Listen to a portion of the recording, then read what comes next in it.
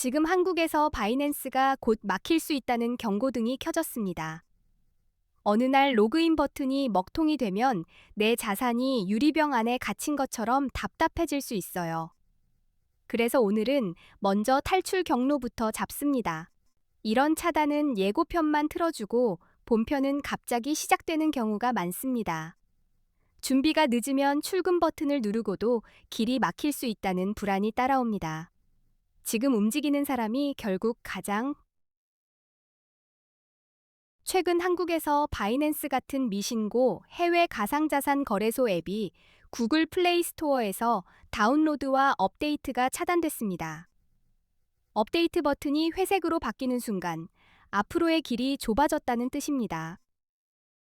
새로 설치가 막히니 신규 이용자분들은 시작부터 문이 잠긴 셈이고, 기존 이용자분들도 버전 업데이트가 안 되면 보안 패치나 기능 개선을 못 따라가게 됩니다. 작은 불편이 큰 리스크로 커질 수 있죠. 금융당국의 압박으로 접속 제한 조치도 진행 중인 상황입니다. 지금은 열리더라도 다음 주, 다음 달에 갑자기 접속이 끊길 수 있다는 공포가. 그래서 보통은 단계적으로 좁혀옵니다. 먼저 다운로드를 막고 업데이트를 막고 그 다음에는 접속 자체를 제한하는 식으로. 그러니 오늘 열리는 문에 기대지 말고 문 밖으로 나갈 준비를 해야 합니다. 결론부터 말하면 바이낸스에 있는 자산을 신속히 다른 거래소로 옮겨야 하는 흐름입니다. 소문이 아니라 미신고 해외 거래소에 대한 제재가 실제로 움직이고 있고, 길이 닫히면 옮길 시간도 사라집니다. 기존 이용자분들은 이미 설치된 앱이라면 당분간 사용이 가능할 수 있습니다. 하지만 업데이트가 막혀 있고 향후 접속 자체가 차단될 수 있다는 점이 핵심입니다. 오늘 되는 것이 내일도 된다는 보장은 없습니다. 더 무서운 건 삭제입니다. 앱을 지워버리면 다시 설치가 막혀 돌아올 길이 끊길 수 있습니다. 그래서 앱을 삭제했다가 VPN 같은 우회 방법으로 접속을 시도하는 분들도. 신규 이용자분들은 플레이스토어에서 앱 설치가 어려운 상황이고 웹사이트 접속도 제한될 수 있다는 이야기까지. 시작하려는 순간부터 장애물이 쌓이는 분위기라 선택지가 줄어드는 중입니다. 그래서 가장 안전한 방어는 거래소 안에만 두지 않는 겁니다. 바이낸스에 있는 자산을 개인 지갑으로 출금해 두면 접속이 막혀도 자산의 길은 내 손에 남습니다. 문이 잠겨도 열쇠는 내가 쥐는 거죠. 개인 지갑은 말 그대로 거래소 바깥쪽 주머니입니다. 거래소가 바뀌어도 내 지갑 주소는 그대로고, 필요하면 다른 거래소로 다시 옮길 수도 있습니다. 이동이 잦은 시기에는 이런 중간 거점이 큰 힘이 됩니다. 다른 거래소로 옮기는 것도 같은 맥락입니다. 접속이 흔들리기 전에 출금과 입금을 끝내두면 갑자기 차단이 와도 발이 묶이지 않습니다. 지금은 속도가 곧 안전장치가 됩니다. 우회 접속도 방법은 됩니다. VPN을 쓰면 잠깐 우회로가 열릴 수 있지만 그만큼 보안과 법적 위험을 감수해야 합니다. 지름길은 늘 통행료가 비싸다는 걸 잊지 마셔야 합니다. 특히 급할 때일수록 지름길을 택하기 쉬운데, 그때 계정 보안이 흔들리면 피해가 더 커질 수 있습니다.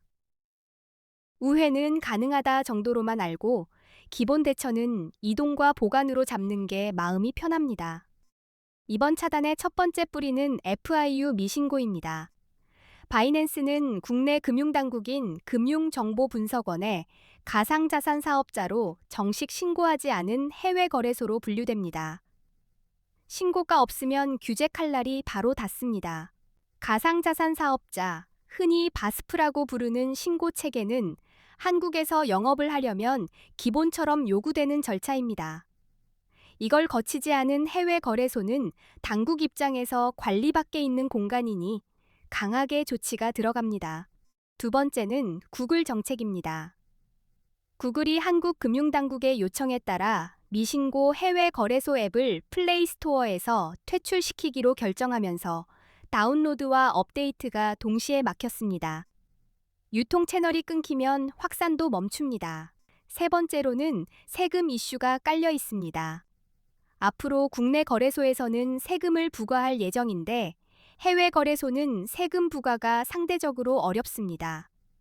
그래서 금융당국이 더 강한 압박으로 균형을 맞추려는 흐름으로 보입니다.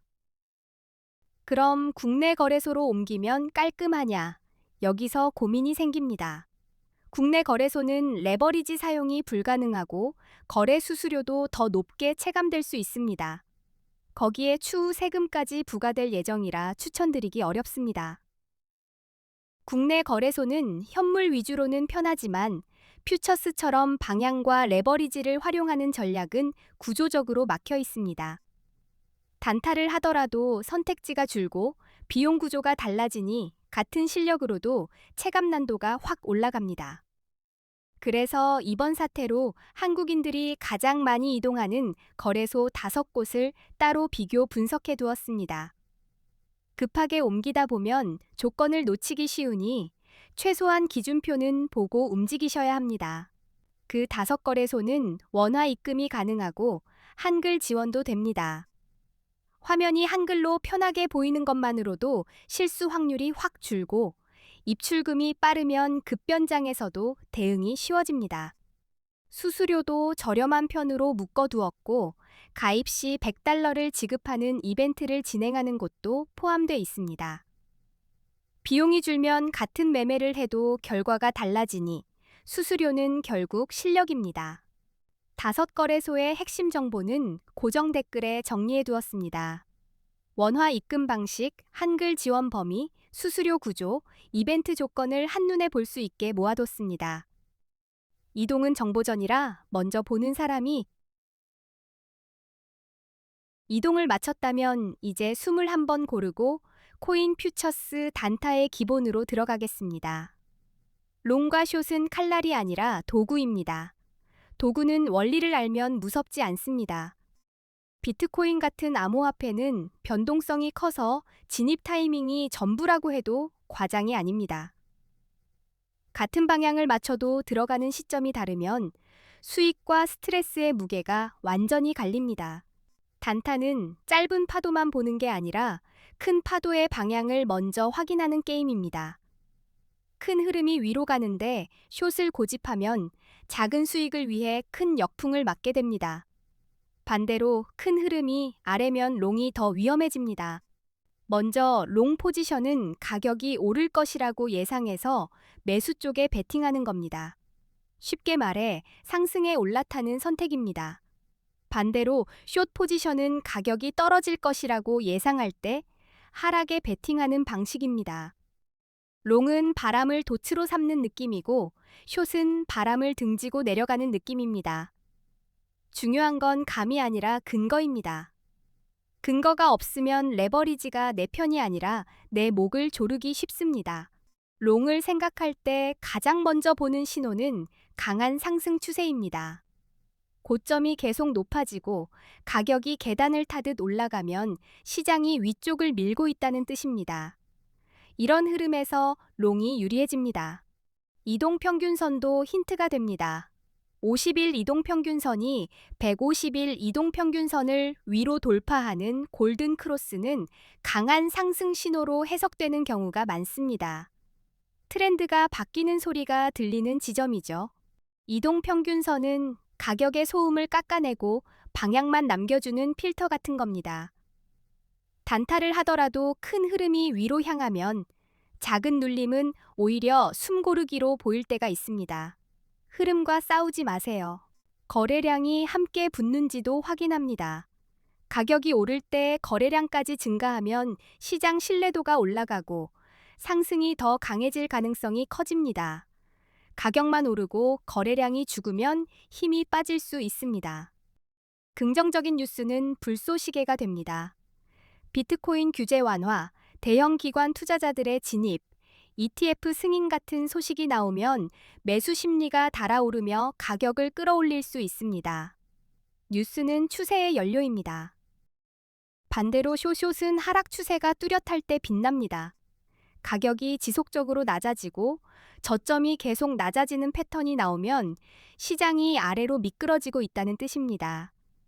이런 구간에서 숏이 유리해집니다.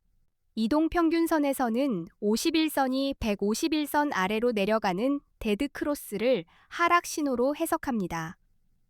시장이 위로 버티던 힘을 내려놓는 장면이라 숏 시나리오를 세우는 분들이 많습니다. 거래량이 감소하는 모습도 조심 신호입니다. 가격이 상승하는데 거래량이 줄면 상승세가 약해졌다는 뜻일 수 있고 그 틈에서 급하게 꺾일 가능성이 커집니다. 그런 순간 숏이 근거를 얻습니다. 부정적인 뉴스는 하락을 더 가속할 수 있습니다.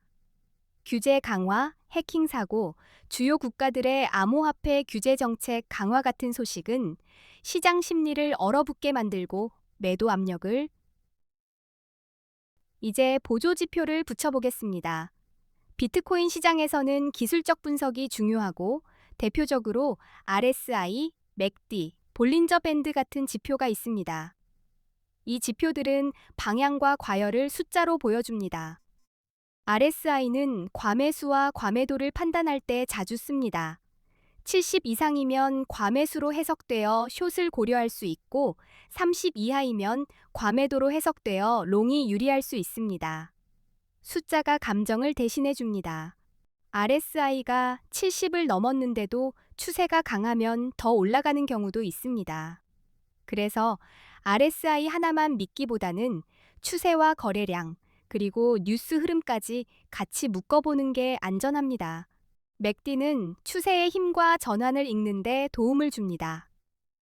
선들이 교차하는 순간은 시장이 숨을 고르는 지점이 될 수 있고, 그때 롱과 숏의 우선순위를 다시 정리하면 흔들림이 줄어듭니다. 볼린저 밴드는 변동성을 보여주는 자입니다.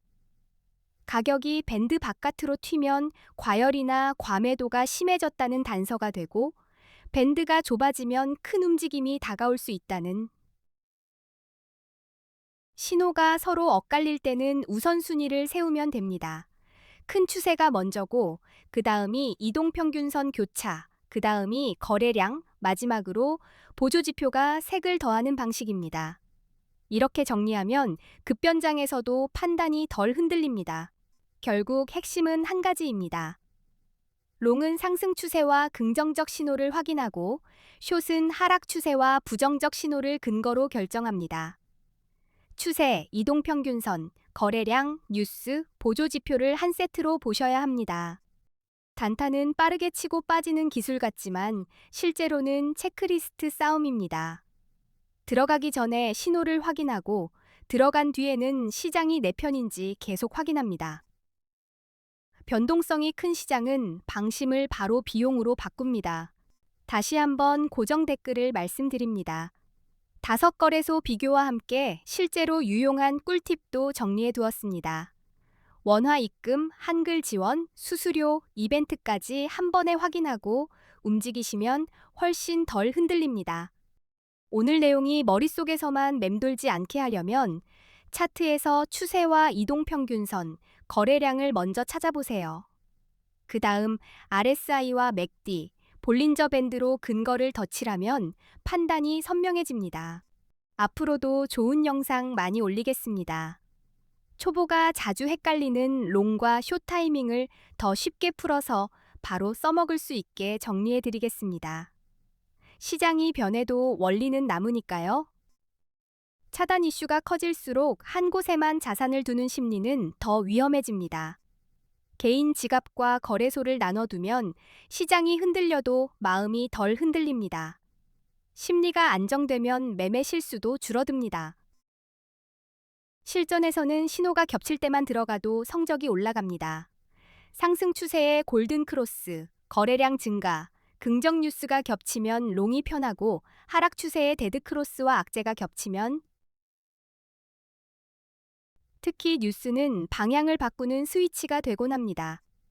규제 완화나 기관 진입처럼 따뜻한 뉴스는 매수에 불을 붙이고 해킹이나 규제 강화 같은 차가운 뉴스는 매도를 키웁니다. 차트와 뉴스는 같이 봐야 합니다. 마지막으로 다시 말씀드립니다. 고정 댓글에 5거래소 비교와 꿀팁을 정리해뒀으니 먼저 이동을 끝내고 그 다음에 단타 원리대로 연습하시면 됩니다. 순서만 지켜도 흔들림이 확 줄어듭니다. 끝까지 시청해주셔서 감사합니다. 지금은 차단 이슈 때문에 공기가 무겁지만 이동만 제대로 해두면 매매는 다시 차분해집니다. 자산부터 안전한 곳에 세우고 그 다음에 단타는 계획대로 하시면 됩니다.